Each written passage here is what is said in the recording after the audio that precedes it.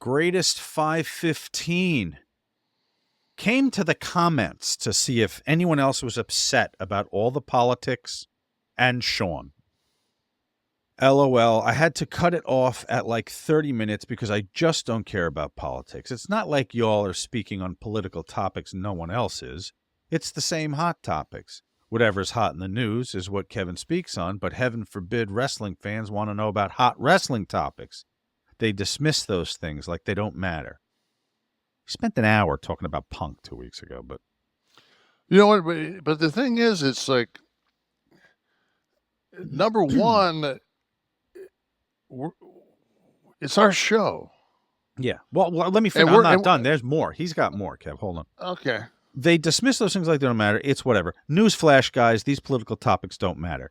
We will never see these politicians, and we're never going to the Middle East. We really don't care. We do go to wrestling shows. We do stand on lines and buy merch. Not me, but we as fans. Wrestling's better than politics. I listened to Kevin talk about dropping a load over politics. I blame Sean. So this is clearly my fault. Oh, well, he's blaming you. I'm in complete agreement. Yeah, I was going to say you might want to wait to defend us until this is done. This is clearly my fault. I look at it and it's just like that's like, you know, like I read something and one person said to me like, you're a capitalist millionaire. You know, I got a 93 Bronco. I just traded in an 18-year-old fucking Mustang with 140,000 miles on it. And what do I get? Do I get a fucking 2023? No, I get a 2020 that's got 4,000 miles on it because it saves me fucking 17 grand. It's like, don't tell me I don't know how fucking much eggs cost. Like, don't tell me I don't know how much fucking gas cost. Oh, and it doesn't matter to you because you can go out with fucking, you and Sean can go out and buy bottles of wine. Well, multi-$100 bottles of wine. We bought two bottles of wine that were $215 a piece, and it was the first time our wives and us as couples hung out together. And fuck, it's like. I will say, I do have to say, Kevin does not live extravagantly. Fuck no. Anybody that knows me. He will spend money on a good wine. You do have some passions that you will spend a few bucks on. Yeah, but I mean, wine is one of them. I drink no more than a bottle of wine a night.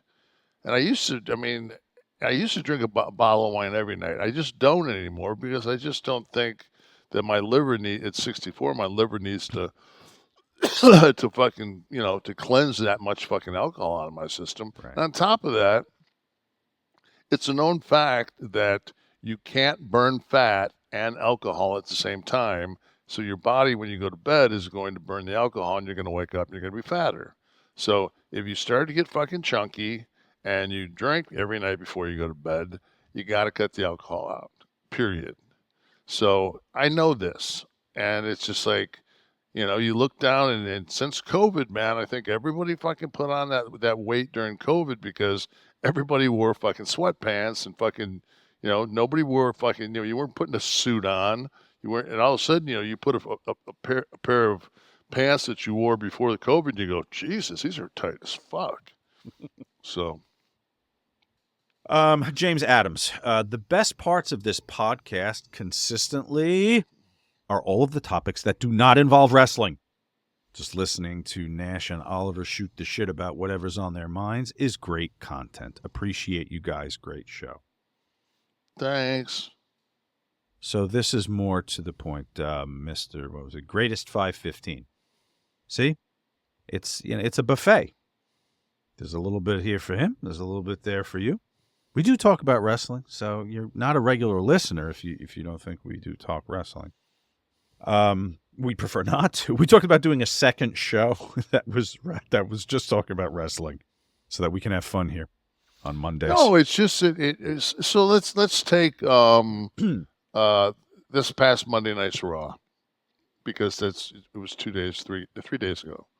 So I bet both games Monday night, so I had money on them, so I watched the games, and then as the games as the Miami game looked like I was gonna just eat it, I turned on Raw.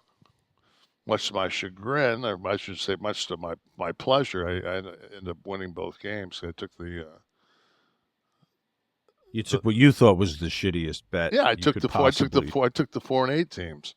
I thought they would get fucking wiped out, and they ended up covering. Mark DZ, not going to get too personal, but how'd you meet your wife, big guy? If you answered this before, I apologize. I missed it. I don't think you did answer it. No, I just after the third time of asking her to put the lotion in the basket, she decided. You dug a little pit, little pit in the house, had her down there. Yeah, yeah, Buffalo Bill. Now I met her at the gym. Met her at the gym. She did not like me. I was a big fucking musclehead. Right.